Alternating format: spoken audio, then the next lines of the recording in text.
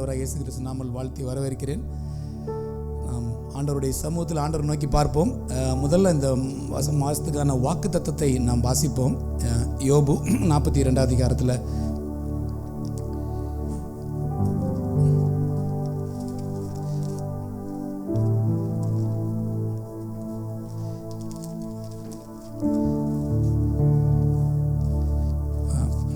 தேவரீர், யோபு சொல்லுகிற வார்த்தை எல்லாவற்றுக்கும் முடிந்தது. அவர் சொல்லுகிற வார்த்தை, தேவரீர் சகலத்தையும் செய்ய வல்லவர், நீர் நினைத்தது தடைபடாது என்பதை அறிந்திருக்கிறேன் என்று யோபு சொல்லுகிறவர் இருக்கிறார். ஆமென். யோபுவோட புஸ்தகத்தை குறித்து நாம் பார்க்கும் பொழுது எவ்வளோ நேரங்களில் சில பேர் அது ஒரு ட்ராஜடியாக இருக்குது அப்படின்னு நினைப்பாங்க, பயப்படுவாங்க. முதல்ல நான் சின்ன பையனாக இருக்கும்போது எங்கள் அம்மா அந்த புஸ்தகத்தை படித்தாலே வேணாம் அப்படின்வாங்க, ஒரு மாதிரி இருக்குன்னு சொல்லிட்டு. ஆனால் அப்படி அல்ல. ஆண்டவருடைய வாக்கு தத்தங்கள் மாறாதவைகளாய் உண்மை உள்ளவைகளாக இருக்கிறது. ஆமென். இந்த 4வது மாதத்தில் முதல் ஞாயிற்றுக்கிழமையில் ஆண்டவருடைய சமூகத்தில் கூடி ஆண்டவரை தியானிக்க தேவன் நமக்கு பாராட்டின கிருபைகளுக்காய் நன்றிகளை செலுத்துவோம். நாள் என்பது வேதத்தில் பார்த்தீங்கன்னா 4வது நாளில் தான் தேவன் இந்த சந்திரனையும் நிலாவையும் உருவாக்குகிறார். ஒரு டைம் அப்போ தான் ஸ்டார்ட் ஆகுது. அதுக்கு முன்னாடி டைம் இல்லை, அதுக்கு முன்னாடி வெளிச்சம் இருந்தது. ஆனால் பூமிக்குள்ளார ஒரு நேரத்தை உருவாக்குவதற்கு எல்லா கால குறிப்புகளுக்காக தேவன் சூரியனையும் சந்திரனையும் படைத்தார்.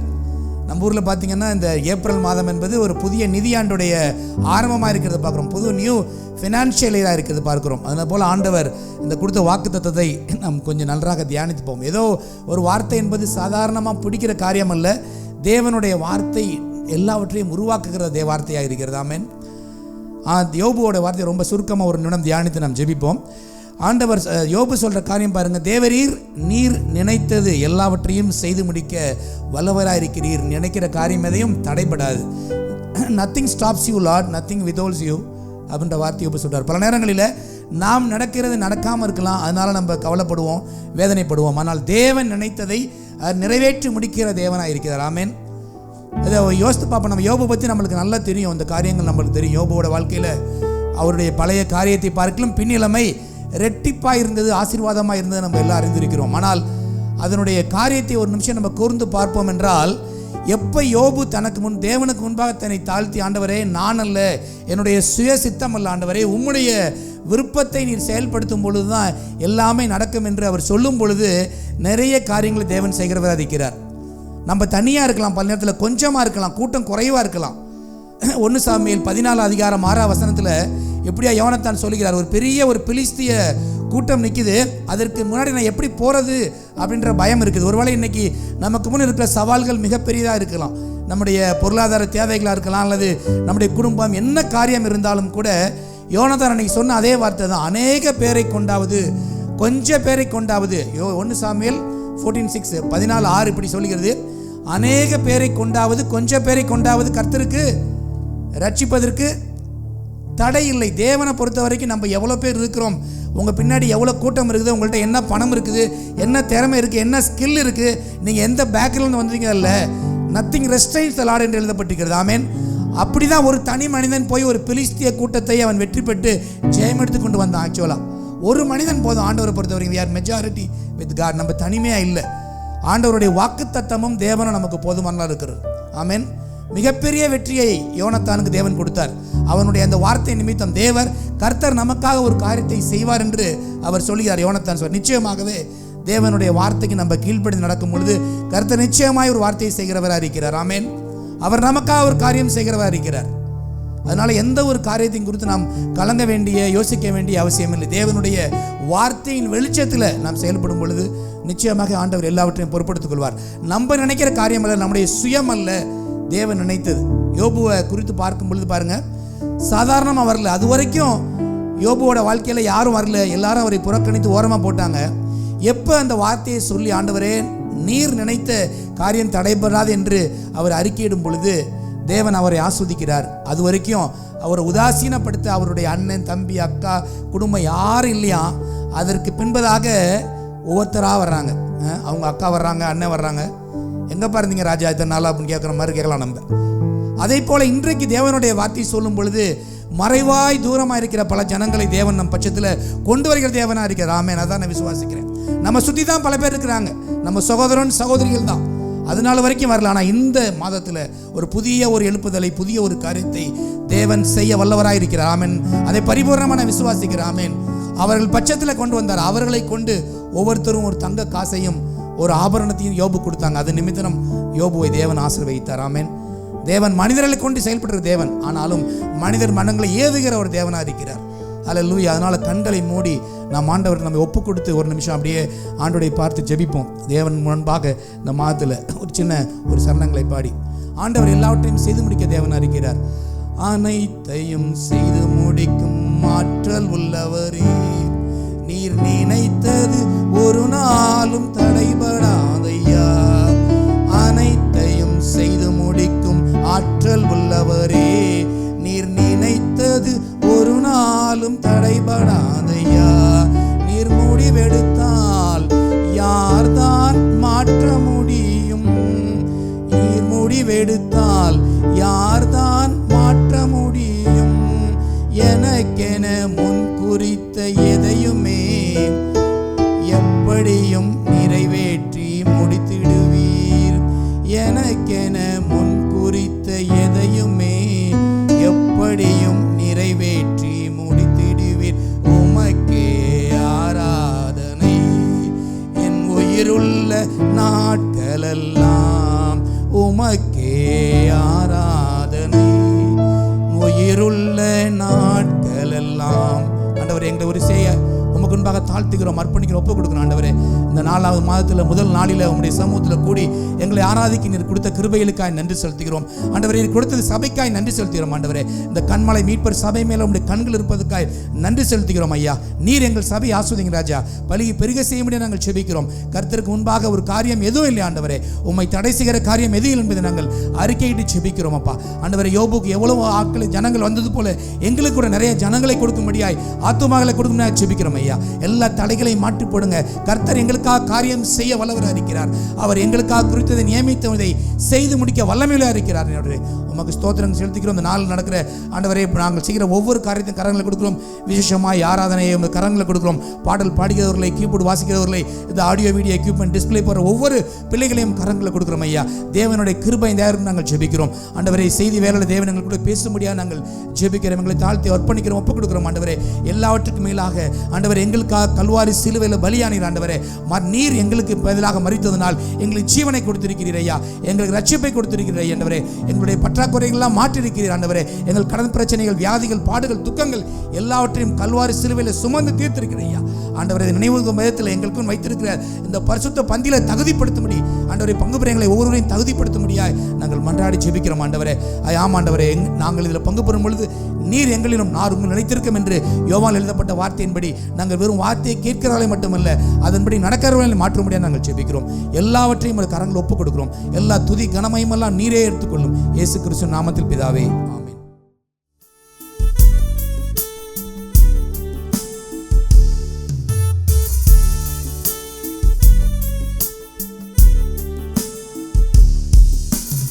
ஆயிரம் ஆயிரம் நன்மைகள் அனுதினம் என்னை சூழ்ந்திட, கிருபையும் இரக்கமும் அன்பும் கொண்டீரே. ஆயிரம் ஆயிரம் நன்மைகள் அனுதினம் என்னை சூழ்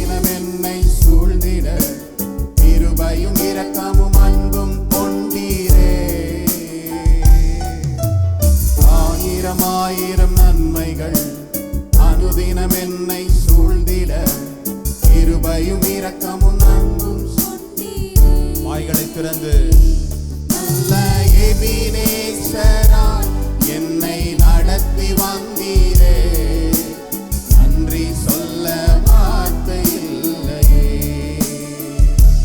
நல்ல எபினேசராய் என்னை நடத்தி வந்தீரே, நன்றி சொல்ல வார்த்தை இல்லையே.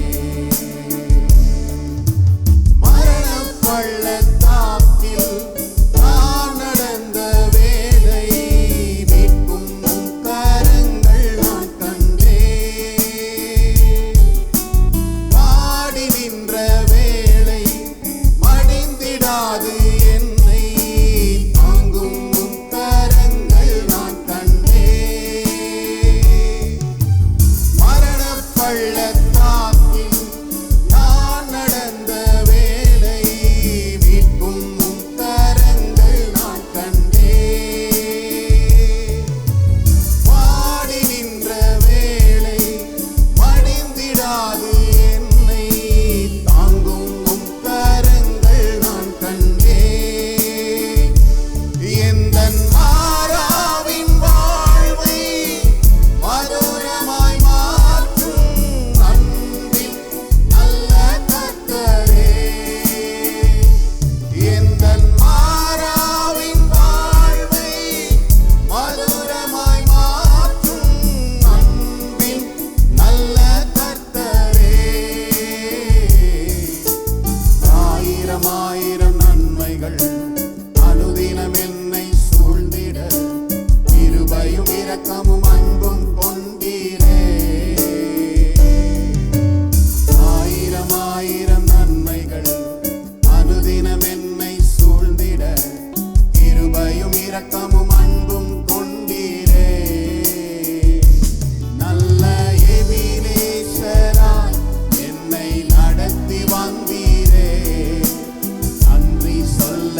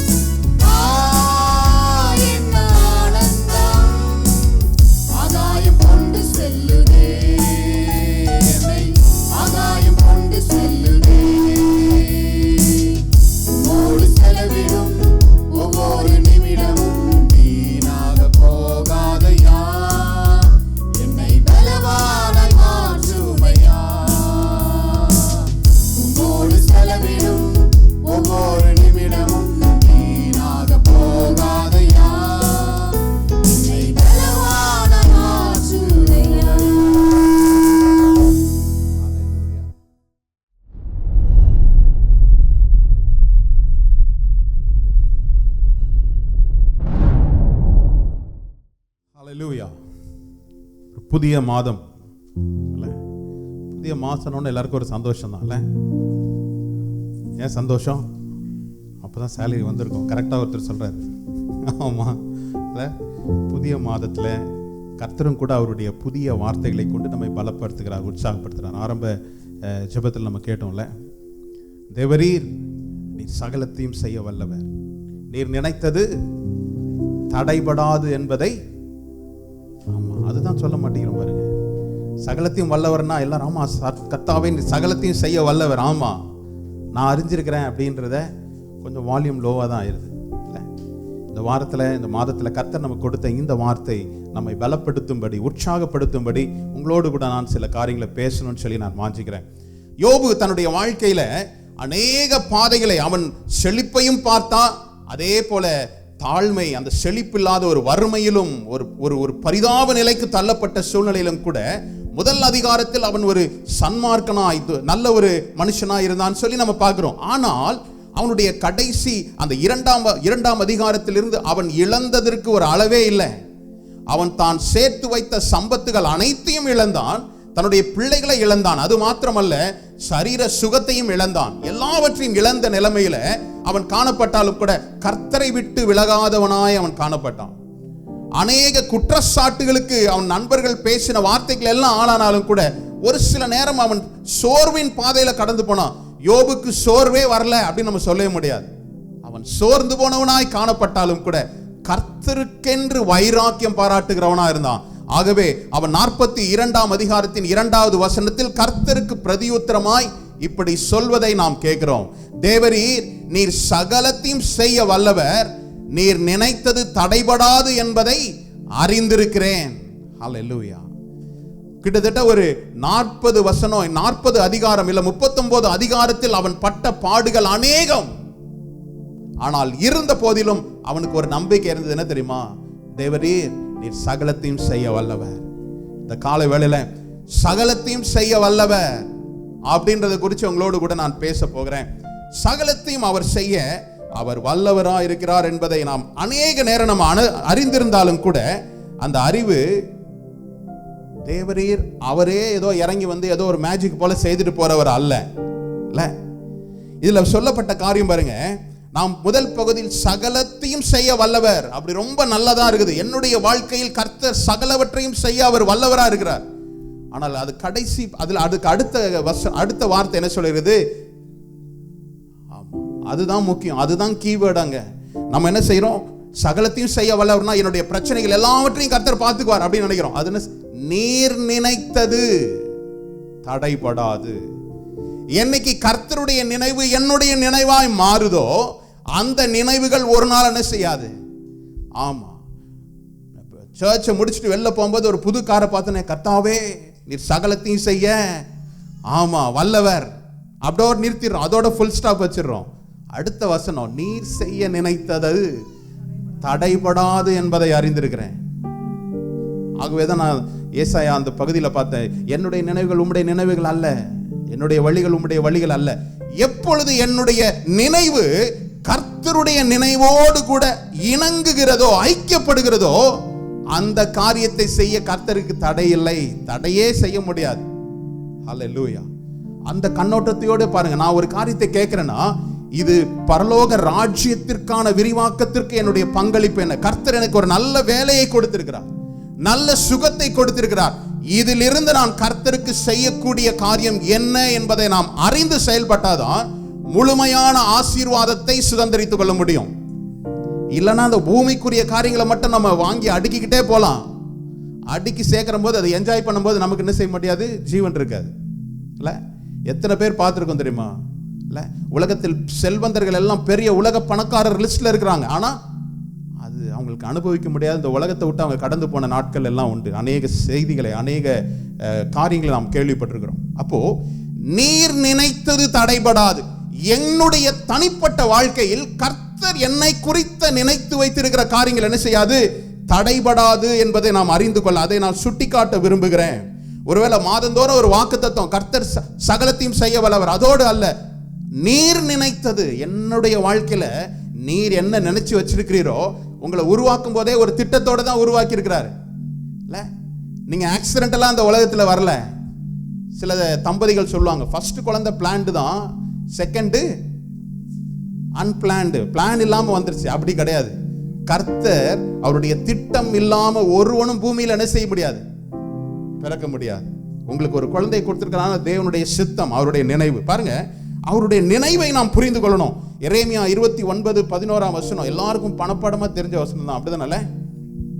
நீங்கள் எதிர்பார்க்கும் முடிவை உங்களுக்கு கொடுக்கும்படி உங்கள் பேரில் வைத்திருக்கிற என்ன வச்சிருக்கிறாரா, உங்க பேர்ல ஒரு நினைப்பு வச்சிருக்கிறாரு, உங்க மேல ஒரு உங்களை குறித்த ஒரு பிளானை வச்சிருக்கிறாரு. நம்ம அப்படிதான் இங்கிலீஷ்ல பிளான் எதுனா போட்டிருக்கல, the plan which I have kept you, அப்படிதானே? உங்க பேர்ல நான் ஒரு நினைவு வச்சிருக்கேன், உங்களை குறிச்சு ஒரு திட்டத்தை வச்சிருக்கிறேன். ஆனா நம்ம என்ன செய்யறோம், வேற திட்டங்களை போட்டுக்கிறோம் இல்ல. என்னுடைய திட்டங்கள் அவருடைய திட்டங்களோடு இணையும் போதுதான் அந்த திட்டம் 100 மடங்கு என்ன செய்யும், பலனை கொடுக்கும். நான் ஒரு காரியத்தை செய்யும் போது கர்த்தரிடத்தில் கேட்கிறேனா, கர்த்தாவே இது உம்முடைய நினைவுக்கும் என்னுடைய நினைவுக்கும் சரியா வருதா? தேவனிடத்தில் ஆலோசனை கேட்ட ஒரே ஒரு மனிதன் என்ன செய்தான், தேவனுக்குரிய சகல காரியங்களையும் செய்தான். ஹல்லேலூயா. தேவனுக்கு முதலாவது எனக்கு ஒரு காரியம் கிடைச்சதுன்னா நான் யார்கிட்ட போய் உடனே சொல்லுவேன்? எனக்கு ஒரு இன்கிரிமெண்ட் கிடைச்சிச்சு, யார்கிட்ட போய் சொல்லுவேன் முதல்ல? யார்கிட்ட? தேவன்கிட்ட. பரவாயில்ல, ஒருத்தர் தேவன்கிட்ட சொல்றாரு, இன்னொருத்தங்க வேற. உண்மையா சொல்லி பாருங்க, உடனே ஸ்பிரிச்சுவலா சர்ச்சில் கேள்வி கேட்டா ஸ்பிரிச்சுவலான பதில் தான் வருது இல்ல. உண்மையில யார்கிட்ட போய் சொல்லுவோம்? நமக்கு நேசிக்கிறவங்கள்ட்ட. ஹஸ்பண்டா இருந்தா ஒய்ஃப்ட்ட உடனே என்ன செய்வாரு, எனக்கு ஒரு இன்கிரிமெண்ட் வந்துருச்சு. ஒய்ஃபா இருந்தா ஹஸ்பண்ட், இங்க ஊர்ல இருந்தா கூட உடனே ஒரு ஃபோன் அடி, எனக்கு ஒரு இன்கிரிமெண்ட். பாஸ்டர் அதெல்லாம் சொன்னா இன்னும் எக்ஸ்ட்ரா பட்ஜெட் ஆயிடும், அதனால சொல்லாம. சிலர் அப்படியும் இருக்கு, சொன்னா பிரச்சனை, அடுத்த மாசத்துல இருந்து புதிய சில, அதெல்லாம் சொல்லாம என்ன செய்யறது, அப்படின்னு சில பேர் இருக்காங்கல்ல. ஆனா தனக்கு விருப்பமான நபர்கிட்ட நம்மளுடைய அன்பை நாம் பெற்றுக்கொண்ட சந்தோஷத்தை என்ன செய்யறோம், பகிர்கிறோம். ஆனா எத்தனை பேர் தேவனிடத்துல முதலாவது ஒரு காரியத்தை செய்யறோம், கர்த்தரிடத்தில் ஆலோசனை கேட்டு அதன்படி செய்யறோம். நம்ம என்ன செய்யறோம், கேட்கிறோம், ஆனா அதுக்கு முன்னாடி திட்டங்களை போட்டுக்கிறோம். இப்படி வந்து நம்ம திட்டம் பண்ணலாம், இருந்தாலும் ஜெபிச்சு வைப்போம் இல்ல, ஜெபம் பண்ணுவோம். ஆனா நம்ம இருதயத்தில் ஆல்ரெடி ஒரு பிளான் இருக்கு இல்ல. எதற்கு தாவீது விசேஷித்தவனாய் காணப்பட்டானா, அவன் உண்டான நெருக்கத்தில் கூட அவனால செய்ய முடியும்ன்ற ஒரு காரியத்தை கூட செய்த பிற்பாடு கர்த்தர்ட்ட போல கர்த்தரிடத்தில் கேட்டு அதன் பிற்பாடு என்ன செய்தான், பதில் வர வரையும் காத்திருக்கணும். நம்ம காத்திருக்கிறோமா, கேட்கிறோம், செபிக்கிறோம், ஆனால் பதில் வர்றதுக்கு முன்னாடி நம்ம ஒரு பிளானை வச்சிரும். கேட்போம், பதில் இன்னும் நாளை காலையில கூட வரலன்னா என்ன செய்வோம், பிளான் பி வச்சுக்கிறோம், இதை செய்வோம். அது அல்ல. எப்பொழுது தேவனுடைய நினைவை தேவன் என்னை குறித்து வைத்திருக்கிற நினைவு நான் புரிஞ்சுக்கிட்டனோ, அதன்படி செய்யும் போது பிரச்சனைகள் பாடுகள் வந்தாலும் கூட கர்த்தர் என்னோடு கூட இருக்கிறார் என்ற தைரியம் நமக்கு வரும். ஹல்லேலூயா. கர்த்தர் என்னோடு கூட இருக்கிறார்னா எனக்கு பிரச்சனை பாடுகளே இருக்காதுன்னு அல்ல. பாடுகளின் மத்தியிலும் அவர் உங்களோடு கூட இருந்து என்ன செய்வார், உங்களை மேற்கொள்ளும்படி நடத்துவார். இந்த உலகத்துல பிரச்சனையே இல்லாத மனுஷன் உண்டு. எல்லாருக்கும் பிரச்சனை உண்டு. பாடுகள் இல்லாத மனிதர்கள் ஒருவனும் இல்லை.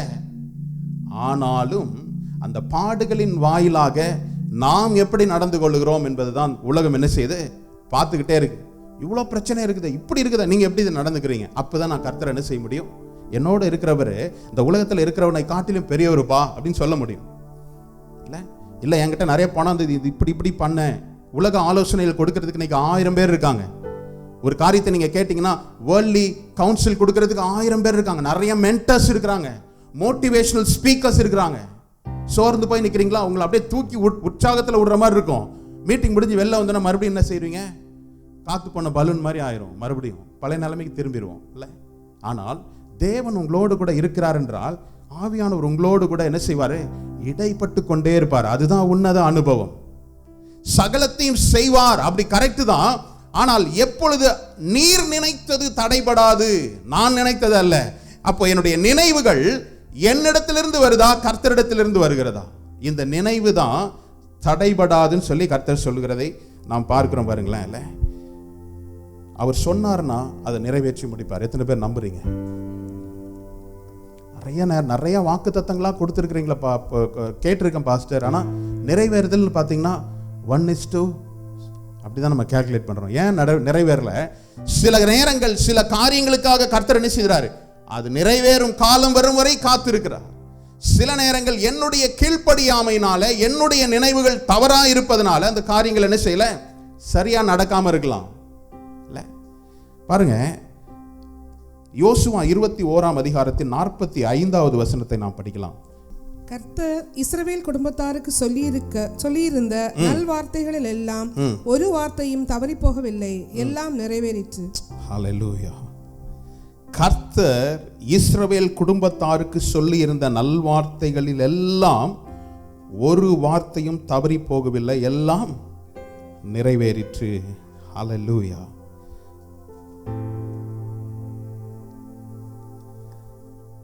அவர் சொன்ன ஒவ்வொரு வார்த்தையும், இஸ்ரவேல் ஜனங்களை குறித்து சொன்ன வார்த்தைகள் எல்லாம் என்ன செய்தது, நடந்ததா இல்லையா? நீங்க தலை அசைக்கிறது பார்த்தனா இஸ்ரவேல் மக்களே வந்து ஆமா கை கொடுத்துட்டு போவாங்க, ஆமா அவர் நிறைய நடத்தலன்ற மாதிரி இருக்கு. அவர் சொன்னா செய்வார்ல.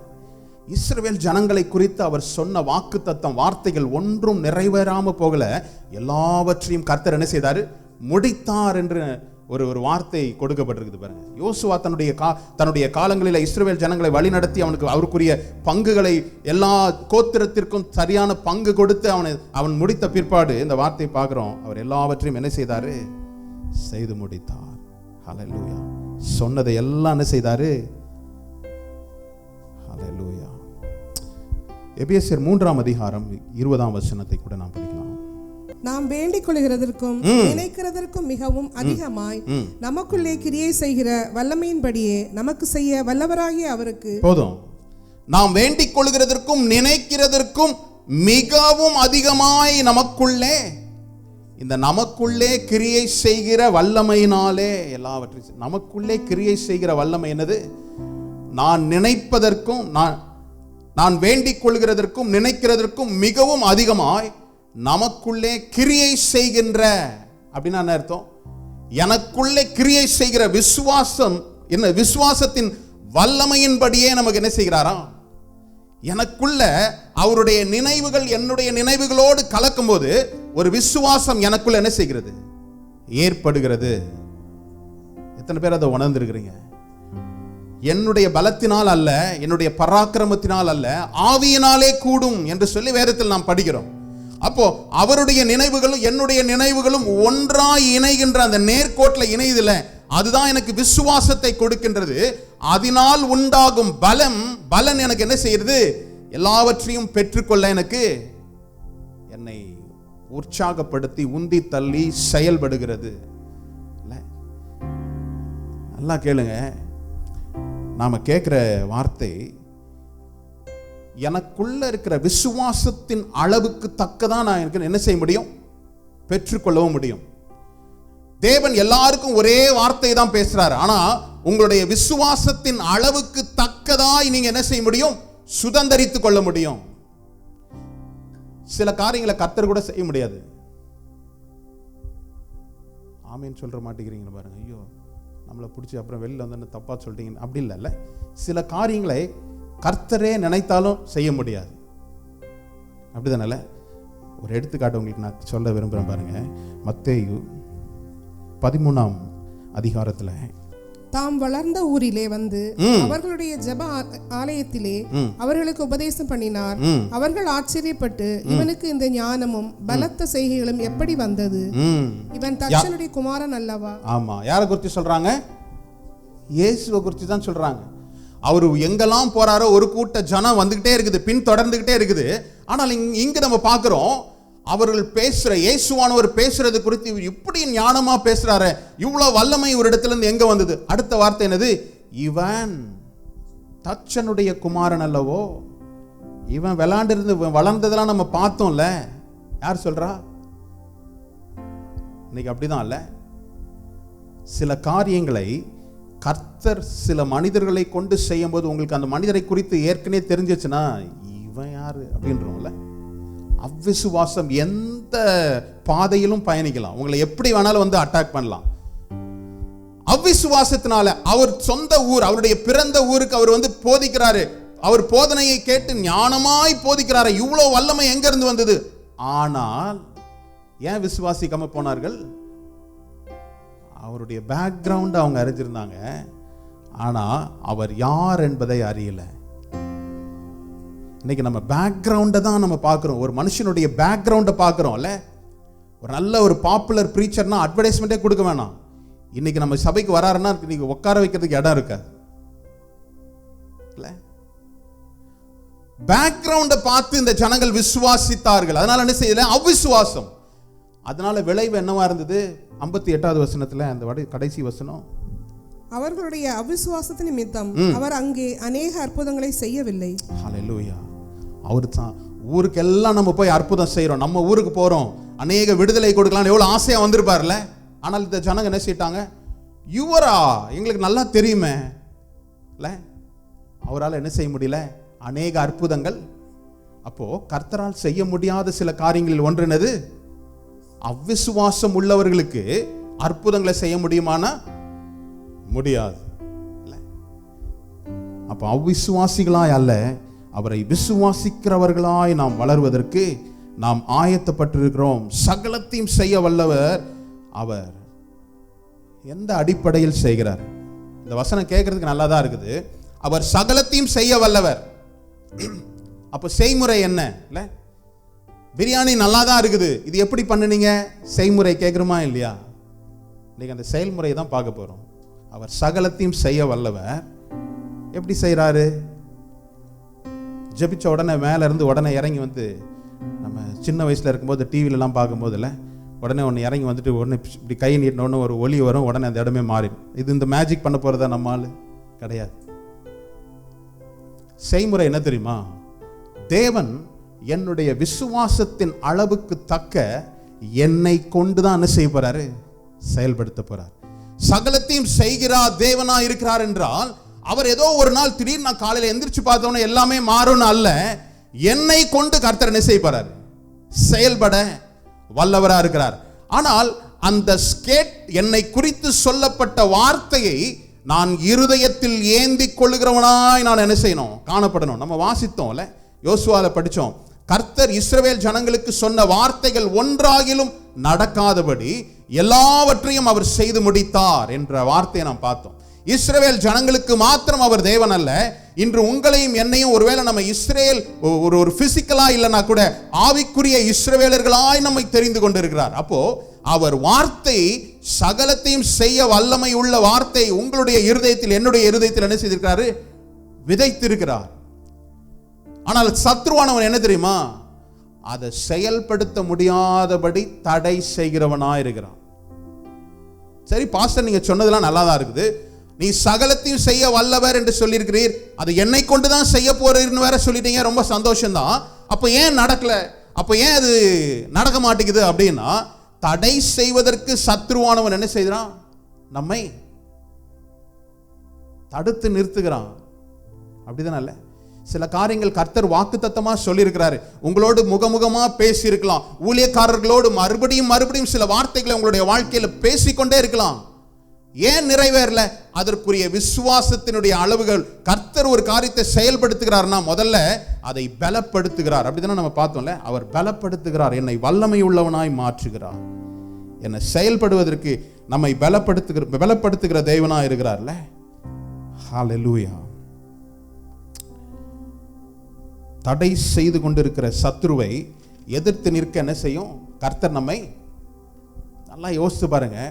இந்த ஆவிக்குரிய போராட்டத்தை நாம் ஆவிக்குரிய கண்ணோட்டத்தோடு பார்க்கணும்னா தேவனுடைய நினைவை நான் என்ன செய்யணும்? அறிந்திருக்கணும். பவுல் அதை அறிந்ததுனால தான் சொல்றான், அவன் சொல்றான், என்னை பலப்படுத்தும் கிறிஸ்துவினாலே எல்லாவற்றையும் செய்ய எனக்கு. அவனும் இதே வார்த்தை தான் சொல்றான் பாருங்க, எல்லாவற்றையும் செய்ய. I can do all things through Christ who strengthens me. என்னை பலப்படுத்துகிற கிறிஸ்துவினால என்னை பலப்படுத்துகிறவர்னால நான் எல்லாம் செய்ய முடியும்னு சொல்லி யாரை சொல்றான்? கிறிஸ்துவை. யார் அந்த கிறிஸ்து? கிறிஸ்துனா என்ன அர்த்தம்? கிறிஸ்துனா ரட்சகர், அபிஷேகம் பண்ணப்பட்டவர், anointed one. ரட்சிக்கப்பட்டவன் அபிஷேகத்திற்குள்ள கடந்து போறான். இயேசுவால் ரட்சிக்கப்படுகிறோம், கிறிஸ்துவினால் அபிஷேகம் பெற்றுக்கொள்கிறோம். அபிஷேகம் நிறைந்தவனார் சொல்றான், என்னை பலப்படுத்துகிற கிறிஸ்துவினாலே எல்லாவற்றையும் செய்ய எனக்கு பலன் உண்டு. அப்போ கர்த்தர் சகலவற்றையும் செய்கிறவர். நன்றி, நல்ல வார்த்தை தான். இந்த வார்த்தை நிறைவேறுவதற்கு உங்களையும் என்னையும் கொண்டுதான் இதை செய்கிறார். தேவன் அவருடைய பிள்ளைகளை வைத்துதான் அந்த விசுவாசத்திற்கு தக்க கிரியைகளை நடப்பிக்கும்படி சில நேரங்கள் என்ன செய்யறார், உங்களை என்னையும் ஒரு அசைன்மெண்ட் கொடுக்கிறாரு.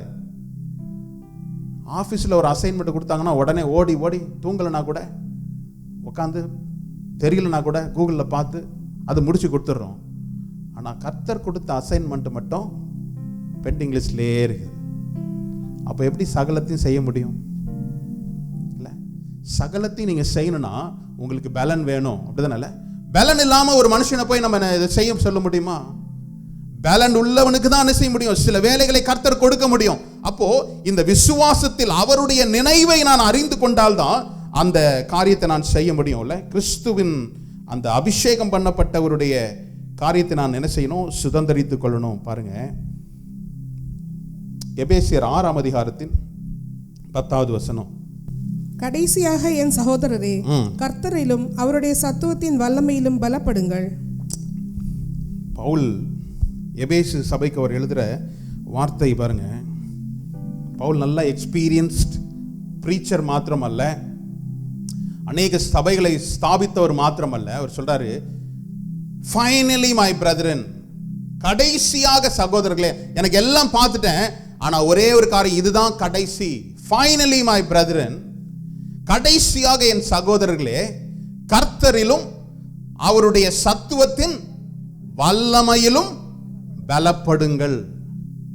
கர்த்தருடைய வேலையை நான் செய்வதற்கு அவருடைய சத்துவத்தின் வல்லமையில் நான் என்ன செய்யணும், பலப்படணும். இப்படி பலப்பட்ட ஒரு மனிதன் சகலத்தையும் செய்ய முடியும். ஹல்லேலூயா. இந்த வேத வசனத்தில் எழுதப்பட்ட அநேக ஊழியர்கள் மாத்திரமல்ல, நாம் வாழுகிற உலகத்தில் அநேக ஊழியர்களால் செய்யப்பட்ட மிகப்பெரிய காரியங்களும் கூட அப்படிதான். அவர் தங்களுடைய பலனை நம்பி ஒரு ஊழியத்தை தொடங்கல, தங்களுடைய ஊழியத்தை தங்களுடைய பலத்தை நம்பி ஒரு ஸ்தாபனத்தை அவர்கள் தொடங்கல. ஒரு தரிசனத்தை, தரிசனம் என்பது தேவனுடைய நினைவு, என்னுடைய நினைவுகளோடு இணையும் போதுதான் தரிசனம். நம்ம என்ன தரிசனம் பார்க்கிறோம்? உலகத்திற்கு அடுத்த காரியங்களில் தரிசனம் பார்க்கிறோம். ஒரு நல்ல ஒரு வீடு, பெரிய வீடா இருந்தது பாஸ்டர், அந்த வீடு அப்படியே டெக்கரேட் ஆயிருக்க மாதிரி இருக்கு, கர்த்தரை நாங்க கொண்டு போனார். அப்படிதானே? ஒரு பெரிய ஆபீஸ் பாஸ்டர், நான் உட்கார்ந்து இருக்கிறேன், எல்லாரும் என்னுடைய சிக்னேச்சர், இப்படிப்பட்ட ஒரு தரிசனத்தை கர்த்தர் கொடுத்துட்டார். ஆஹா, ரொம்ப சந்தோஷம் தான். அதே தரிசனம் சொல்றார், நீ காடுகளின் மத்தியில் ஜனங்களுக்கு நீ ஒரு சுவிசேஷியாய் உன்னை அனுப்புறாரு அப்படின்னா, பொல்லாத கனவு கண்டுட்டேன் பாஸ்டர், ஒண்ணுமே இல்லாத காட்டுக்குள்ள கர்த்தர் என்னை கொண்டு போயிட்டாரு. ஹல்லேலூயா. இந்த உலகத்திற்கு அடுத்த காரியம், என்னுடைய நினைவுகள் தேவனுடைய நினைவோடு இணையும் போதுதான் நான் அவருடைய சத்துவத்திலும் கிறிஸ்துவனுடைய அந்த சத்துவத்தின் வல்லமையிலும் நான் என்ன செய்ய முடியும், பலப்படும் போதுதான், பலசாலி தான் ஒரு காரியத்தை என்ன செய்ய முடியும், செயல்பட முடியும். நாம் பார்க்கறதுக்கு நல்லா இருக்கலாம், ஆவிக்குரிய நோஞ்சானா இருக்கிறவனை கர்த்தர் என்ன செய்ய முடியுமா? உன்னை நம்பி ஏதாவது கொடுக்க முடியுமாப்பா? இல்லை, ரோட்டில் போகிற நபரை திடீர்னு பார்த்து வீட்டு சாவி கொடுத்துட்டு நம்ம பத்திரமா வச்சுங்க அப்புறம் வாங்கி கொடுப்பான்? கொடுக்க மாட்டோம். அப்புறம் வீட்டுக்குள்ள வந்து பார்க்கும்போது வீடு மட்டும்தான் இருக்கும், ஃபுல்லாக க்ளீன் பண்ணிட்டு போயிருப்பார்ல. அப்போ எனக்கு ஒரு காரியத்தை செய்ய முடியுமான்றதை பார்த்து தான் கர்த்தர் அந்த அதிகாரத்தை கொடுக்கிறார். ஆகவே தான் ஒரு மத்தேயு 28 நம்ம பார்க்கிறோம், வானத்திலும் பூமியிலும் சகல அதிகாரமும் எனக்கு கொடுக்கப்பட்டிருக்கிறது. ஆகவே நான் சொல்றேன், நீங்க புறப்பட்டு, ஆமா, எனக்கு அதிகாரம் கொடுத்திருக்குது, அந்த அதிகாரத்தை நான் உங்களுக்கு கொடுக்கிறேன். ஆனால் அதை பெற்றுக்கொள்ள திராணி இல்லாமல் இருக்கும்போது, செயல்படுத்த திராணி இல்லாத போது அந்த அதிகாரம் என்ன செய்யாது, வேலை செய்யாது. அதுதான் என்னுடைய விசுவாசத்தின் அளவுக்கு தக்க அவர் காரியங்களை செய்கிறதை நாம் பார்க்கிறோம். பாருங்க, 2 வாலிபர்களை நாம் பார்த்து இந்த நாளிலும் நாம் ஜெபித்து முடிக்கலாம்.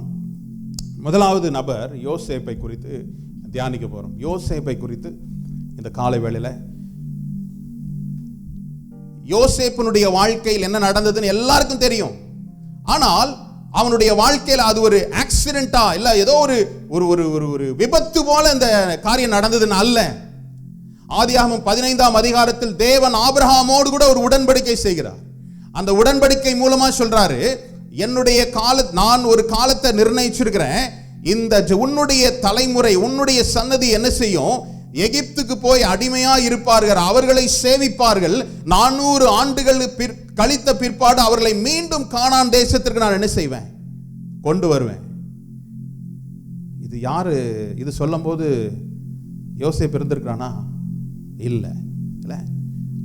ஆபிரகாமுக்கு பிற்பாடு ஈசாக்கு அப்புறமா யாக்கோபு, அப்புறமா வேதம் சொல்கிறது அந்த 15ஆம் அதிகாரத்தை நீங்க படிச்சு பார்த்தீங்கன்னா 4ஆம் தலைமுறையில நீங்க என்ன செய்வீங்க.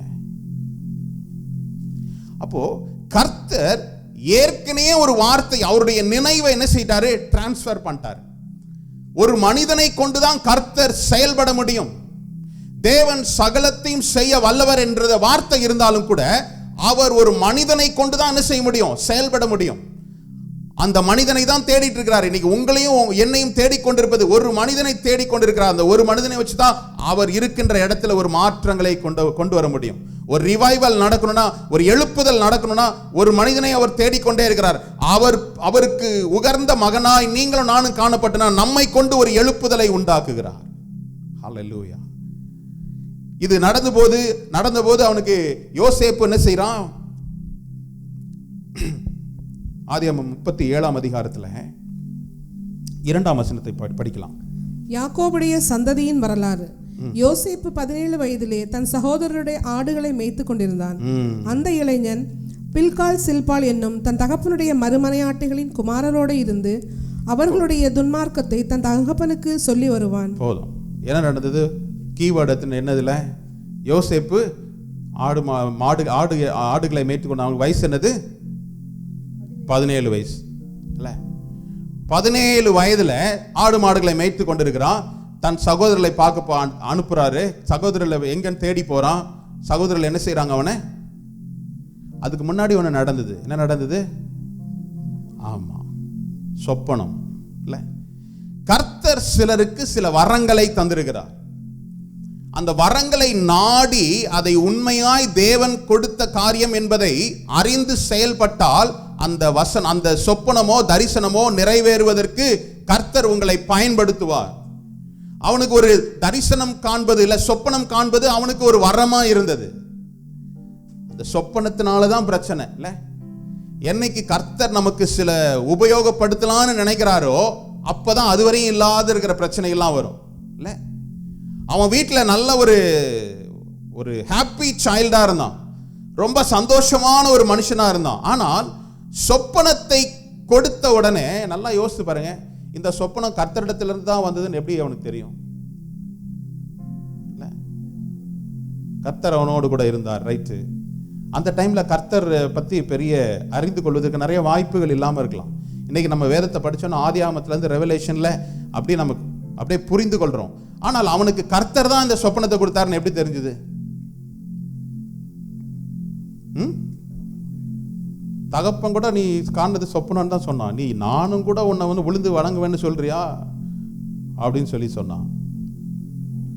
சரி, எப்படி ஆபிரகாமுக்கு தேவன் தான் உன் இனத்தாரையும் உன்னுடைய இடத்தையும் விட்டு கடந்து வான்னு அது சொன்னது தேவன் தான் எப்படி தெரிஞ்சது? அதுதான் உங்க தனிப்பட்ட விசுவாசத்தினுடைய அளவுகோல். சில நேரம் நம்ம யோசிக்கிறோம், சில சொப்பனங்கள் இதுக்கு அர்த்தம் தெரியல, இது என்ன நல்லதா கெட்டதானே எனக்கு தெரியல அப்படின்னு நம்ம யோசிக்கிறோம்ல. தேவனோடு கூட இணைந்து இருக்கிற நீங்க நல்லா யோசிச்சு பார்த்தீங்கன்னா, ஆபிரகாமுடைய தகப்பன் விக்கிரக ஆராதனை செய்கின்ற, விக்கிரகங்களை உருவாக்குகிறவனும் புறஜாதியா வேறு தெய்வங்களை ஆராதிக்கிறவனா இருந்தா. ஆனால் அவர்களுக்குள் ஆபிரகாம் என்ன செய்தான்? என்னை கர்த்தர் அழைக்கிறார் என்ற உணர்வுடையவனா இருந்தான். வேறு வழியில் வேறு வேறு காரியங்களை பின்பற்றி இருந்தாலும் கூட கர்த்தர் என்னை அழைக்கிறார் என்ற அந்த கான்ஷியன்ஸ், உள் உணர்வு இருக்கு பாத்தீங்களா? தேவன் தான் இதை சொன்னார்னா தீர்க்கமாய் உங்களுக்கு என்ன செய்யும்? புரியும், அறிவீர்கள், உணர்வு அடைவீர்கள். அப்போ அதே போல இவனும் கூட சொப்பனத்தை கண்ட உடனே தன்னுடைய சகோதரர்களிடத்துல சொல்றான், ஏற்கனவே உன்னை ஒரு நல்ல ஒரு இடத்துல வச்சிருக்கிறாரு, இன்னும் இதை வேற சொல்றியேன்னு அவங்களுக்கு ரொம்ப கோபம். தகப்பனுக்கும் கோபம், அதை ஒரு பெருசா எடுக்கல. ஆனால் அந்த சொப்பனத்தை ஒரே ஒரு மனிதன் அவன் சிந்தையில் என்ன செய்தான்? ஏற்றிக்கொண்டான். வயது என்ன அவனுக்கு? 17 வயசு. சொப்பனம் கிடைச்ச உடனே அவன் யோசிச்சிருக்கலாம், ஒருவேளை நம்மளாம் தான் அப்படிதான் யோசிச்சிருப்போம். கர்த்தர் உடனே இந்த சொப்பனத்தை எல்லாரும் தாழ விழுந்து என்னை பணிந்து கொள்ற மாதிரி ஒரு சொப்பனம் காத்துக்கிட்டே இருப்போம் இல்ல? அடுத்த நாள் இந்த சொப்பனம் வந்த உடனே அவனுடைய காரியம் எப்படியாய் மாறிற்று? உலகத்தின் அடிப்படையில் அல்ல, அடிமையாய் விற்கப்பட்டான்.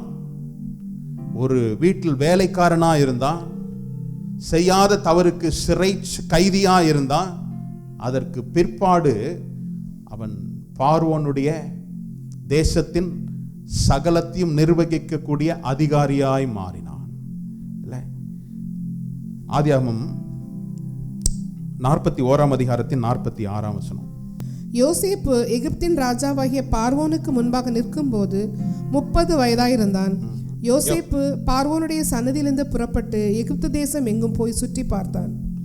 பார்வோனுக்கு முன்பதாக சகல அதிகாரமும் அவனுக்கு கிடைக்கும் போது அவனுக்கு வயசு என்னது? 30. அப்ப எத்தனை கால கேப் இருந்தது? 13 ஆண்டுகள்ல. கர்த்தர் ஒரு வார்த்தையை கொடுக்கிறார்னா அந்த வார்த்தை கரு சிதையாதபடி அந்த வார்த்தையை ஏந்தி கொண்டதுனால 13 ஆண்டுகள் பிற்பாடு அவன் ராஜாவின் முன்னாடி போய் நிற்கிறான். ஒரு கால்குலேஷன் தான். அவன் ராஜா அரண்மனையில போய் அவனுக்கு அந்த அதிகாரம் கொடுத்தவன ஒரு ஆலோசனை சொல்றான். அதற்கு பிற்பாடு எத்தனை ஆண்டுகள் பஞ்சம்? ஆமா, இதெல்லாம் நீங்க பார்த்துட்டு இருக்கிறீங்க. 7 ஆண்டு பஞ்சம் இல்ல? அப்போ அதையும் ஆட் பண்ணி பாருங்க. 30 13 பிளஸ் 13ல இருந்து ஒரு 7 கூட்டிக்கிடுங்க. ஏன்னா அவங்களுடைய ஃபேமிலியில இருந்து பிரிஞ்சு வந்த நாட்கள் எவ்வளவு? 13. 7 கூட்டினா எவ்வளவு வருது? 20. அப்படிதானே? இந்த தரிசனம் நிறைவேறுவதற்கு நீங்க இன்னொரு வசனத்தை கூட பார்த்தா கரெக்டா எத்தனை ஆண்டுன்னு நம்ம சொல்ல முடியும் பாருங்க. 45 அதிகாரத்தின் 6வது வசனம். தேசத்தில் இப்பொழுது 2 வருஷமாக பஞ்சம் உண்டாயிருக்கிறது. இன்னும் 5 வருஷம் உழவும் அறுப்பும் இல்லாமல் பஞ்சம் இருக்கும். இங்க ஒரு 2. அப்பதான் ஃபேமின் ஸ்டார்ட் ஆயிருக்குது. அப்பதான் பஞ்சகாலம் ஆரம்பிச்சிருக்கு. இன்னும் அந்த பஞ்சம் எத்தனை நாள் இருக்கும்னு சொல்லி தேவன் அவனுக்கு வெளிப்படுத்தினார். இன்னும் 7 வருஷம். அந்த 7 வருஷத்துல 2 வருஷம் முடிஞ்சிருச்சு. அப்போ 20 + 2 22. 22 வருஷத்துக்கு அப்புறமா தானே அவருடைய சகோதரர்கள் வராங்க. இவன் தாழ விழுந்து வணங்குறாங்க. அப்போ 17 வயதுல கேட்ட வார்த்தை, வாக்கு தத்தம் அவன் இருதயத்தை விட்டு விலகாதபடி எத்தனை வருஷம் காத்துக்கிட்டான்? கேள்வி நானே சொல்லி பதிலையும் நானே சொல்றதுக்கு நான் கேள்வி கேட்காமலே இருக்கலாம்னு நினைக்கிறேன். 5 வருஷமா? 22 17ல இருந்து அவனுக்கு 13 வருஷம். உங்களுக்கு மேக்ஸ் டியூஷன் எடுக்கிற மாதிரி ஆகிப்போச்சு.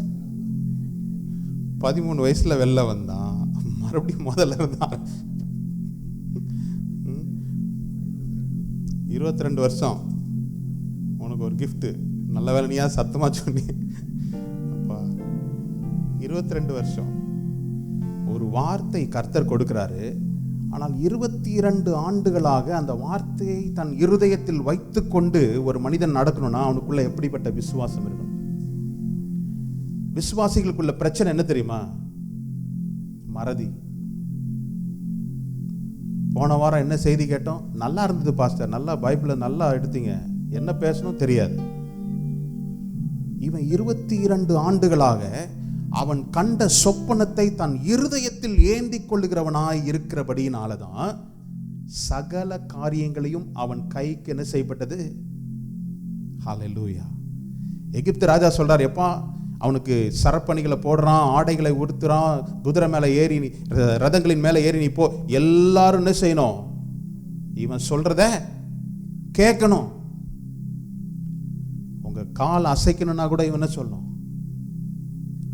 ஏன் அந்த காரியத்தை அவனுக்கு கொடுத்தாரு? தேவனிடத்திலிருந்து பெற்றுக்கொண்ட வார்த்தை, என்னுடைய நினைவு, கர்த்தர் எனக்கு கொடுத்த சொப்பனத்தை என்னுடைய நினைவுகளில் நான் ஏந்தி கொள்கிறேன். அவர்கள் சகோதரர்கள் குழியில தள்ளும் போதும் அவன் மறக்கல. கர்த்தாவே நீர் இதெல்லாம் சொன்னீரே, எனக்கு இப்படி நடக்குது இல்ல. கர்த்தருடைய வார்த்தை உங்களுக்கு வந்துச்சுன்னா உடனே ரெட் கார்பெட்ல உங்களுடைய நடை இருக்கணும்னு நீங்க நினைப்பதே கூடாது. கர்த்தர் ஒரு பொறுப்பை கொடுக்கணும்னா அந்த பொறுப்பு தான் அந்த 13 ஆண்டுகள் அவன் நடந்து கொண்ட நடக்கை, அவன் செய்த கிரியை.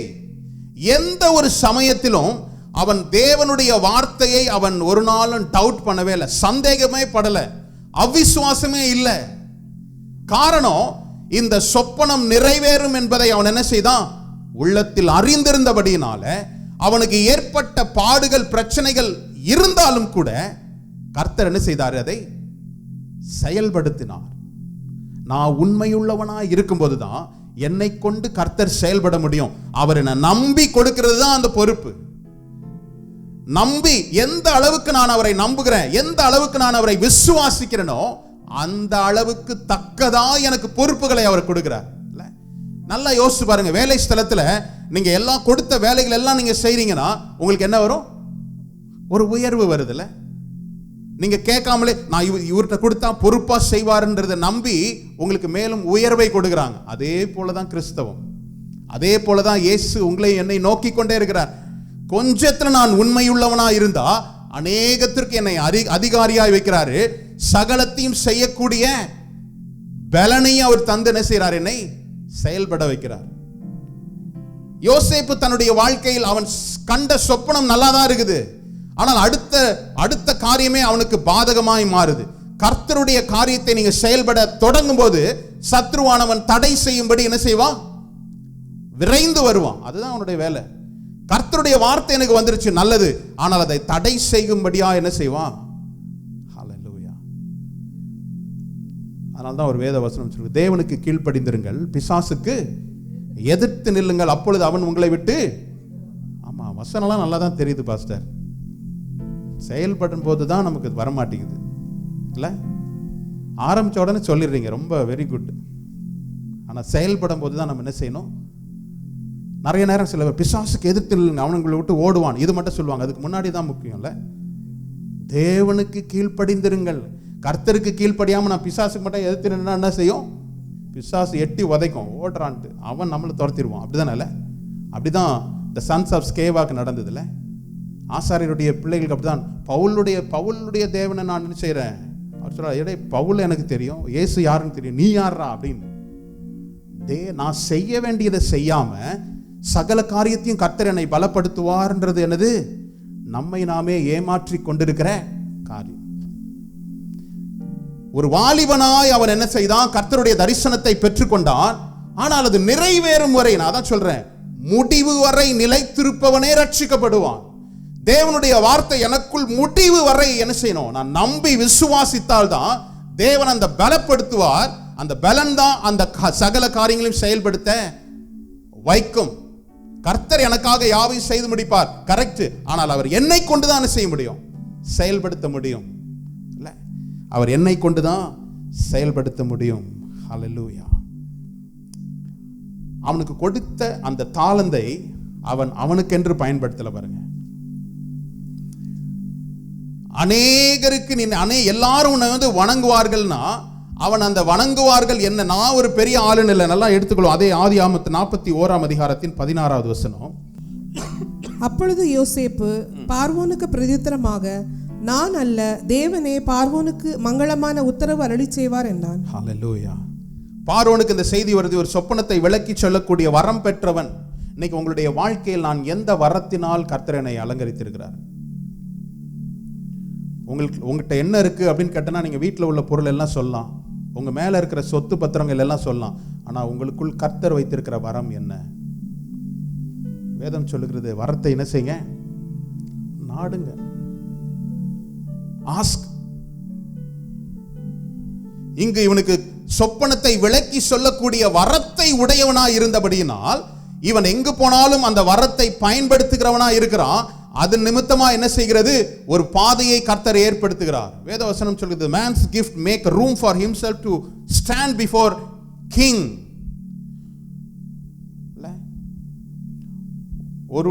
ஒருவனுக்கு இருக்கிற வரம் அவன் பெரியோர்கள் முன்பதாக என்ன செய்தான், கொண்டு போய் நிறுத்துது. man's gift make a room for himself to stand before king. உங்களுக்கு கொடுத்திருக்கிற தாளந்துகளை உங்களை ஒரு பெரிய ஸ்தானத்துக்கு நேராய் கொண்டு போறதுக்கு தான். ஆனா நான் பொக்கிஷத்தை அப்படியே அந்த வரத்தை வச்சுக்கிட்டே இருப்பேன் அப்படின்னா அதனால எந்த பயனும் இல்லை. அதுதான் சொல்றேன், எனக்கு தக்க அளவுக்கு தக்கதா நான் என்னுடைய விசுவாசத்தின் அளவுக்கு தக்க பலனை எனக்கு கொடுக்கிறார். அந்த பலன் தான் சகல காரியங்களையும் செயல்படுத்த செய்கிறது. இவன் சொல்றான், சொல்லுகிறவர் நான் அல்ல, தேவனே உமக்கு மங்கள வார்த்தையை வெளிப்படுத்துவாராக, சொல்லுவாராக. ஹல்லேலூயா. நான் ஒரு சேனலா, கர்த்தருக்கு ஒரு சேனலா இருக்கிறேன். நான் ஒரு வழியாய் பாதையா இருக்கும்போது என்னை கர்த்தர் என்ன செய்ய முடியும்? எல்லாருக்கும் அறிவிக்க முடியும். நல்லா அதுல தான் ரொம்ப கவனமா இருக்கும். ஒருவனுக்கு வரும் புகழ்ச்சியா அவனுக்கு சோதனையா இருக்கு. கர்த்தரால் நான் பயன்படுத்தும் போது நான் என்னை முன்னிலைப்படுத்துகிறேன்னா கர்த்தரை முன்னிலைப்படுத்துகிறேன்னா? நீங்க வேத வசனத்தில் எடுத்து பார்த்தீங்கன்னா யோசேப்பு சொல்றாரு, நான் அல்ல, உம்முடைய சொப்பனத்தை விளக்குவது நான் அல்ல, கர்த்தரே உமக்கு மங்கள வார்த்தையை அருளி செய்வார். அப்ப முதலாவது அவன் கண்ட சொப்பனத்தினுடைய விளைவு, சொப்பனத்தினுடைய காரியங்களை எப்போ அவன் அனுபவித்தான்? 22 ஆண்டுகளுக்கு பிற்பாடு. இப்ப தேவனுடைய வார்த்தை அவனுடைய இருதயத்தில் பதித்தவனாய், அதையே சிந்தித்துக் கொண்டிருந்தவனாய், அதையே நினைத்து கொண்டிருந்தவனாய் இருந்தபடியினாலதான் பாவம் அவனை மேற்கொள்ளலான்னு வந்தது. அவன் உதறி தள்ளிட்டு ஓடினான். வாய்ப்புகள் வந்தது, ஆனா இது என்னுடைய வாய்ப்பு அல்ல. ஒருவேளை அந்த பெண்மணிக்கு அவன் இணங்கி இருந்தா அந்த வீட்டில் அவன் தான் ஃபர்ஸ்டா இருந்திருக்கலாம். ஆனால் அது வழி அல்ல. நல்ல கவனமா கேளுங்க. என்னுடைய உயர்வு கர்த்தர் ஒரு பாதையை நிர்ணயித்து வைத்திருக்கார். நான் கிராஸ் கட்ல போறது அல்ல, குறுக்கு வழியில் போறது முன்னேறுவது அல்ல முன்னேற்றம். கர்த்தருடைய வழியில் நான் முன்னேறுவதுதான் முன்னேற்றம். அதை நன்றாய் அறிந்ததனால அவனுடைய தரிசனத்தை மட்டுப்படுத்துவதற்கு சத்ருவானவன் அநேக பாதைகளை கொண்டு வந்தான். ஆனா எல்லாவற்றிலும் இருந்து அவன் என்ன செய்தான்? தன்னை தற்காத்து கொண்டதனுடைய காரியம் என்ன தெரியுமா? அவன் தேவனுடைய அவருடைய நினைவில் அவன் ஐக்கியப்பட்டிருப்பதனால், அவன் விசுவாசத்தில் பலப்பட்டிருப்பதனால அவன் சொன்ன வார்த்தை, கர்த்தருக்கு முன்பதாக இந்த பாவத்தை நான் எப்படி செய்வேன்? எப்பொழுதும் கர்த்தர் அவனோடு கூட இருந்ததை அவன் உணர்ந்ததை நாம் பார்க்கலாம். அடுத்த ஒரு நபர் பாருங்க, இவரும் ஒரு வாலிபர் தான். யாரு? நம்ம தாவீது தான். அல்ல, தாவீது இல்லாம பிரசங்கமே இல்லதான்.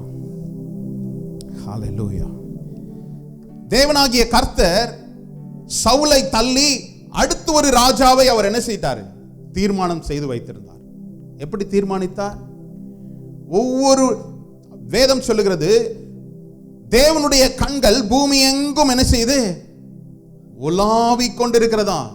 நீங்க ஒருவேளை யோசிக்கலாம், என்ன யார் பார்க்கறது? நான் தனியா ஒரு ரூம்ல, ஒரு இத்தனாவது பிளாட்ல, இத்தனாவது ரூம்ல நான் இருக்கிறது எனக்கு எப்படி தெரியும்? தேவனுடைய கண்கள் பார்த்து கொண்டே இருக்குது. அப்படிதான் தாவீதையும் பார்த்திருக்குது. தாவீதுக்கு கொடுக்கப்பட்ட ஒரு கொஞ்சம் ஆடுகளை அவன் மேய்த்து கொண்டிருந்தான். அந்த கொஞ்சம் ஆடுகளில் அவன் உத்தமமா இருந்தான். கொஞ்சம் ஆடுகளில் இருந்து ஒரு ஆட்டை சிங்கம் கொண்டு போனது. இவன் என்ன செய்தான்? ஒன்று போனா பரவாயில்ல, என் ஜீவன் தப்பிச்சுது. அப்படிதான் இல்ல? ஆமா, கரப்பாம்பூச்சியை பார்த்தே ஓடுற ஆட்கள் நமக்கு நிறைய இருக்கு இல்ல? பல்லியை பார்த்தே ஓடுற ஆட்கள் நிறைய இருக்குது. இவன் என்ன செய்தான்? தன்னுடைய ஆடை தனக்கு ஒப்பு கொடுக்கப்பட்ட காரியத்தில் அவன் உண்மையுள்ளவனா இருந்தான், தைரியசாலியா இருந்தான். ஓடி போய் சிங்கத்து வாயிலிருந்து பிடுங்கிட்டான். இன்னொரு முறை என்ன வந்தது? கரடி வந்ததுல. அப்படிதானே? எல்லாம் உங்களுக்குலாம் சண்டே ஸ்கூல் கேட்குற மாதிரி லெசன் அப்படியே புதுசாக அப்படியே ஆன்னு பார்க்கறது பார்த்தா எனக்கே பயமா இருக்கு. ஒரு தடவை கரடி வந்தது, ரெண்டத்தையும் என்ன செய்தான்? விரட்டி ரட்சித்தான். அப்போ இதெல்லாம் பார்க்கறாரு. ஒரு கொஞ்சம் ஆடுதான் அவனுடைய கொடுத்திருக்கிறான். ஒரு சிறு பையன்தான். கர்த்தருடைய கண்கள் அவன் மேல் விழுந்தபடியினால் சவுலை தள்ளி தாவீதை ராஜாவாய் மாற்றுவேன் என்று சொல்லி யார் இடத்துல சொல்றாரு? டைரக்டா சொல்லிருக்கலாமே. தேவனுடைய அவர் சகலத்தையும் செய்ய வல்லவர். ஆனால் அந்த செய்கைகளை செய்வதற்கு ஒரு நபர் தேவைப்படுகிறது, ஒரு மனிதன் தேவைப்படுகிறான். சாமுவேலை கூப்பிட்டு சொல்றாரு, எப்பா நீ எவ்வளவு நாள் துக்கித்துட்டே இருப்ப சவுலுக்காக, நீ என்ன செய்ய, நான் காண்பிக்கின்ற ஒரு நபருக்கு வீட்டுக்கு போய் அவர் என்ன செய்ய, அபிஷேகம் பண்ணு, இஸ்ரவேல் ராஜாவாக அவனை அபிஷேகம் பண்ணு. அதுக்கு ஒரு பிளானையும் கர்த்தர் கொடுக்கிறார். எடுத்துக்கொள்ளும் பாருங்க, 1 சாமுவேல் 16 அதிகாரத்தின் 6 வசனம். அவர்கள் வந்தபோது அவன் எலியாபை பார்த்தவுடனே, கர்த்தரால் அபிஷேகம் பண்ணப்படுவான் இவன்தானா இருக்கும் என்றான். போதும். என்ன நடக்குது? கரெக்டா வீட்டுக்கு அட்ரஸ் மாதிரி போல, அட்ரஸ் கரெக்டா போயிட்டான்.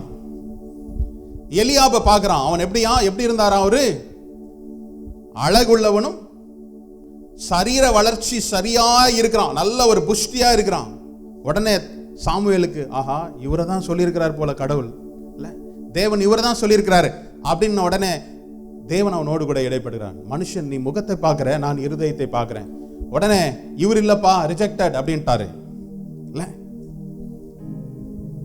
அடுத்தது என்ன சொல்றாரு? அடுத்தது யார் வராரு? அபினதாப் வராரு, அவரும் இல்லை. அப்புறம் சம்மா வரா. 7 பேரையும் என்ன செய்யறாரு? ஈசாய் தகப்பன் என்ன செய்யறாரு? 7 பேரையும் காட்டுறாரு. ஆனா 7 பேரும் இல்லைன்றது என்ன செய்து கர்த்தர் சொல்லிக்கிட்டே இருக்கிறார். அப்போ கேட்கிறான், வேறு ஒரு குமாரன் உனக்கு உண்டோ? ஆமா, அவன்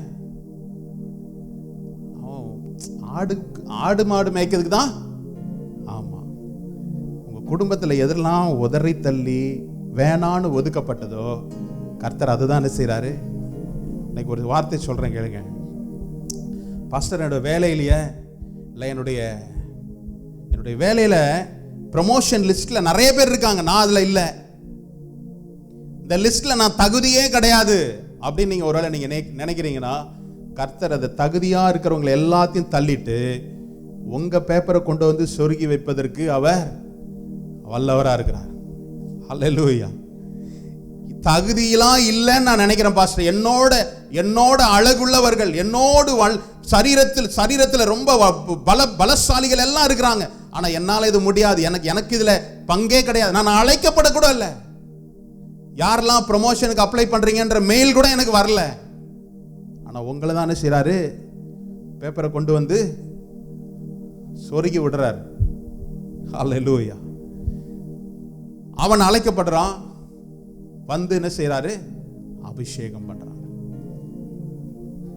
அபிஷேகம் பண்ணும்போது வேதத்தில் சரியான வயதை குறிப்பிடப்படல, ஆனால் அவன் ஒரு வாலிப டீனேஜர் அப்படின்னு சொல்லப்படுது. வாலிப வயது உள்ளவனா இருக்கிறான். வாலிப வயதுனா எவ்வளவு சொல்லலாம்? 16 இருந்து 19 வயசு வரையும் சொல்லலாம். 19 இல்ல, ஒரு வாலிப வயதுள்ளவனா இருக்கிறான், அபிஷேகம் பண்ணப்படுகிறான். ஆனால் அவனுடைய சகோதரர்களோ ஒரு ஆல்ரெடி ஒரு ராஜாவா இருக்கக்கூடிய தகுதி உள்ளவர்களா இருக்கிறாங்க, போர்க்களத்துல நல்ல ஒரு போர் செய்கிறவர்களா இருக்கிறாங்க, அழகுள்ளவர்களா இருக்கிறாங்க. ஆனால் தாவீதோ சிறிய கொஞ்சம் ஆடுகளை மேய்த்து கொண்டிருக்கிறவனா இருக்கிறான்.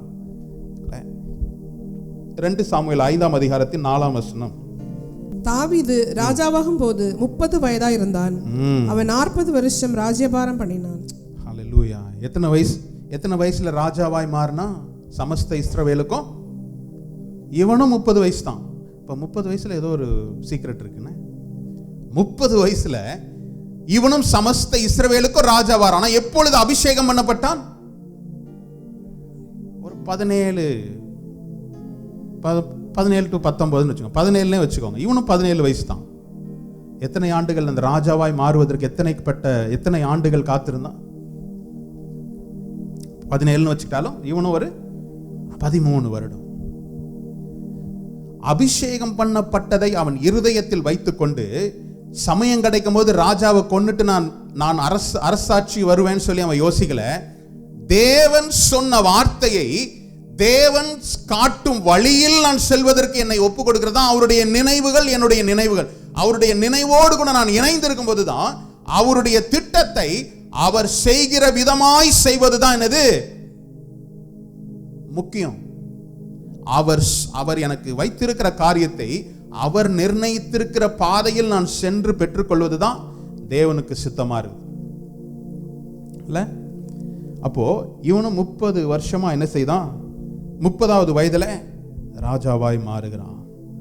ஹல்லேலூயா. சங்கீதம் 18ஆம் சங்கீதத்தின் 4 முதல் 6 வரை உள்ள வசனங்களை வாசிக்கலாம். மரணக்கட்டுகள் என்னை சுற்றி கொண்டது, துர்ச்சன பிரவாகம் என்னை பயப்படுத்தினது, பாதாள கட்டுகள் என்னை சூழ்ந்து கொண்டது, மரண கண்ணிகள் என் மேல் விழுந்தது. ஹல்லேலூயா. என்ன சொல்றாரு? மரண கட்டுகள் என்னை சூழ்ந்து கொண்டது, துர்ச்சன பிரவாகம் என்ன அவன் மேல என்ன செய்ததான்? விழுந்ததுன்னு சொல்லப்பட்டிருக்கு. தன்னுடைய வாழ்க்கையில் கர்த்தருடைய வார்த்தையை கேட்டு அபிஷேகம் பண்ணப்பட்டவனாய் தாவீது மாறின பிற்பாடு நீதாப்பா ராஜான்னு சொல்லிட்டாங்க. ஆனால் அது நிறைவேறுவதற்கு அவன் அநேக பாடுகளின் பாதையில் கர்த்தர் அவனை கொண்டு போனார். காரணம் என்ன தெரியுமா? இவ்வளோ பெரிய ஜனங்களை, என்னுடைய சொந்த ஜனங்களை நிர்வகிப்பதற்கு உனக்கு ஆளுமை வேணும் என்பதற்காக அநேக பாடுகளின் மத்தியில் கர்த்தர் அவனை கொண்டு போனார். இன்னைக்கு நம்ம நினைக்கிறோம் கர்த்தர் ஒரு வாக்குத்தத்தம் பண்ணணும், அடுத்த நாளே இதை கர்த்தர் செய்யணும்னு எதிர்பார்க்கிறோம். அந்த வாக்குத்தத்தங்களை சுதந்தரித்துக் கொள்வதற்கு நாம் தகுதியுள்ளவர்களாய் மாறும்படி கர்த்தர் உங்களையும் என்னையும் என்ன செய்றாரு? சில பிரச்சனைகளின் வாயிலாக, பாடுகளின் வாயிலாக உங்களையும் என்னையும் அவர் உருவாக்கி கொண்டிருக்கிறார். தாவீதுக்கு கொடுக்கப்பட்ட அபிஷேகம் அடுத்த நாளே அவனுக்கு செயல்படல. அவன் ராஜா, சவுல் ராஜா அதை கேட்டு அவனை என்ன செய்யறான்? இன்னும் வீரியமாய் அவன் என்ன செய்யறான்? அவனை பின்தொடர்கிறான். அவன் சொல்றான், என் மரணத்திற்கு நான் ஒரு அடி தூரம் தான் இருக்கிறேன்னு சொல்றான். நீங்க நல்லா படிச்சு பார்த்தீங்கன்னா தெரியும், தாவீதை துரத்தி கொண்டு வருகிற சவுலும் அவனுடைய ஆட்களும் என்ன செய்யறாங்க? ஒரே மலையில தான் இருக்கிறாங்க. இந்த பக்கம் தாவீது இருக்கிறான், இந்த பக்கம் சவுல் இருக்கிறான். இன்னும் கொஞ்ச தூரம் போனா என்ன செய்யலாம்? பிடிச்சிடலாம். இப்படிப்பட்ட சூழ்நிலையிலும் அவன் கர்த்தரையே சார்ந்திருந்தான். அந்த நேரத்தில் சவுலுக்கு ஒரு தூது அனுப்பப்பட்டது, நம்மை எதிர்கொள்வதற்கு சத்துருக்கள் வருகிறாங்கன்னு அப்படியே விட்டுட்டு போனான். இன்னும் கொஞ்ச தூரம் போனா என்ன செய்யப்பட்டிருப்பான்? தாவீதை பிடிச்சிருக்கலாம். ஆனால் கர்த்தர் ஒரு நாளும் ஒப்பு கொடுக்கல. கர்த்தருடைய வார்த்தையை நம்பி நடக்கின்ற தேவ பிள்ளைகளுக்கு ஒரு நாள் சத்ருவானவனுடைய கரத்திற்கு கர்த்தர் என்ன செய்ய மாட்டாரு? ஒப்பு கொடுப்பதே இல்லை. அவர் சகலத்தையும் செய்ய வல்லவர். அதை செயல்படுகிற விதம் என்னை கொண்டுதான் அவர் என்ன செய்ய முடியும்? சகலத்தையும் செயல்பட முடியும். அப்ப அதை செய்வதற்கு நான் திராணி உள்ளவனாய் மாறணும். நான் அதை செய்வதற்கு எனக்கு பலனை பெற்றுக் கொள்ளுகிறவனாய் மாறணும். கடைசியாக ஒரு வசனத்தை வாசித்து நாம் முடிக்கலாம். 2 சாமுவேல் 3ஆம் அதிகாரம் 1 வசனம். 2 சாமுவேல் 3:1. சவுலின் குடும்பத்துக்கும் தாவீதின் குடும்பத்துக்கும் நெடுநாள் யுத்தம் நடந்தது. தாவீது வர வர பலத்தான், சவுலின் குடும்பத்தாரோ வர வர பலவீனப்பட்டு போனார்கள். ஹல்லேலூயா. சவுலின் குடும்பத்திற்கும் தாவீதின் குடும்பத்திற்கும் பிரச்சனை, போராட்டம் வந்தது. சவுலின் குடும்பமோ வர வர பலவீனப்பட்டு போனார்கள். தாவீதின் குடும்பமோ வர வர தேவனுடைய சித்தம் நீங்களும் நானும் பலன் அடைந்தாதான் அவருடைய காரியங்களை, கிரியைகளை செயல்படுத்த முடியும். அப்ப பலப்படுவது என்பது நான் அவருடைய சமூகத்தில் காத்திருப்பது, அவருடைய வார்த்தைகளை விசுவாசிப்பது. விசுவாசத்தின் அடிப்படையில் நான் ஆபிரகாமை குறித்து சொல்லப்படுகிறது, அவன் பிள்ளை பெறுவதற்கு முடியாது என்பதை எண்ணி இருந்தாலும் அவன் தேவன் சொன்ன வாக்குத்தத்தங்களை விசுவாசத்தில் வல்லவனானான் சொல்லப்படுறது. விசுவாசத்தில் வல்லவனானாதான் சகலத்தையும் செய்யக்கூடிய, கிரியைகளை செய்யக்கூடிய பலனை நாம் சுதந்தரித்துக் கொள்ள முடியும். ஒரு விஷயம் நாம் எழுந்திருப்போமா?